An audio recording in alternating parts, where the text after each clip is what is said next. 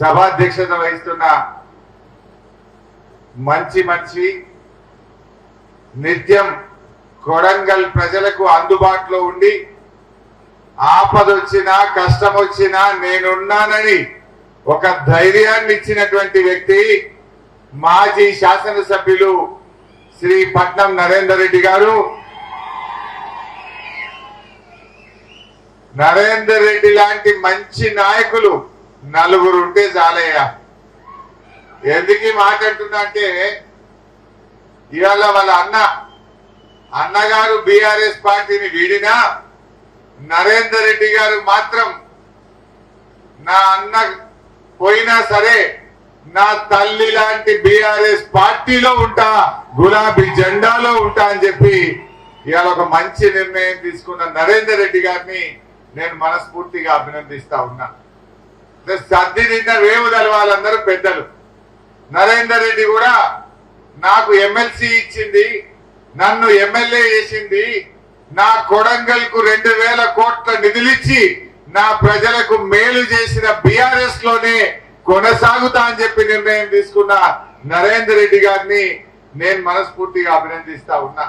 అందుకే ఆయన నేను ఇట్లాంటి కమిట్మెంట్ ఉన్న నాయకులు నలుగురు ఉంటే చాలు, ఖచ్చితంగా కొడంగల్ మీద ఎగిరే జెండా మళ్ళీ గులాబీ జెండానే.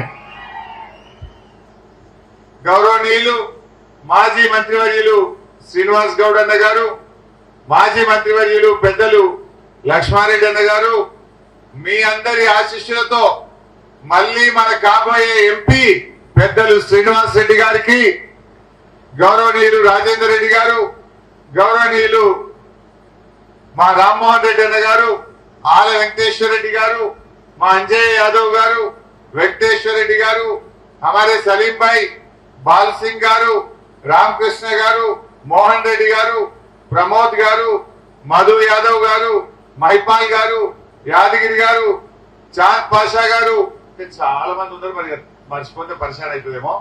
గౌరవ ఎంపీపీలు, జెడ్పీటీసీలు, మండల పార్టీ అధ్యక్షులు, కోఆపరేటివ్ చైర్మన్లు, పార్టీ సీనియర్ నాయకులు, ఉద్యమకారులు, ముఖ్యంగా మన బీఆర్ఎస్ పార్టీ కుటుంబ సభ్యులైన మీ అందరికీ నేను పేరు పేరున నమస్కారం తెలియజేస్తా ఉన్నా. ఈరోజు మా జర్నలిస్టులకు కూడా నా మనవి, మీకు కూడా ప్రత్యేకంగా నమస్కారం. ఇప్పుడే డయాస్ మీద ఎవరో చెప్తా ఉన్నారు, జర్నలిస్టులు కూడా ఏదైనా కష్టాలు ఉన్నాయని కొడంగల్లో వార్త రాస్తే జర్నలిస్టులకు కూడా బెదిరింపు కాల్సి వస్తున్నాయట.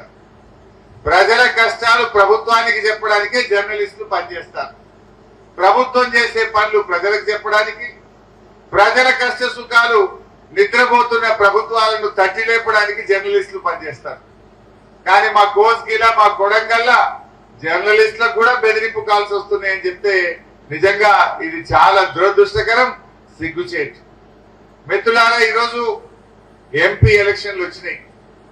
సరే, ఎమ్మెల్యే ఎలక్షన్ లో మీరు బాగా కష్టపడ్డారు. నేను కూడా లాస్ట్ రోజు ప్రచారం ముగింపుకు సిద్దిపేటను వదులుకొని కూడా మీ దగ్గరికి వచ్చాను. మీరందరూ కూడా బాగా కష్టపడ్డారు.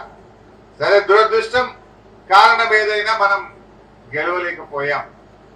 గెలిచినా ఓడినా ప్రజల మధ్య ఉండే పార్టీ బీఆర్ఎస్ పార్టీ. ప్రజల ప్రభుత్వంలో ఉండి ప్రజల కోసం పనిచేశాం. ఓడిపోతే ప్రధాన ప్రతిపక్షంగా ఈ కాంగ్రెస్ పార్టీ ప్రజలకు ఇచ్చిన హామీలు అమలు చేయించడం కోసం పోరాడతాం.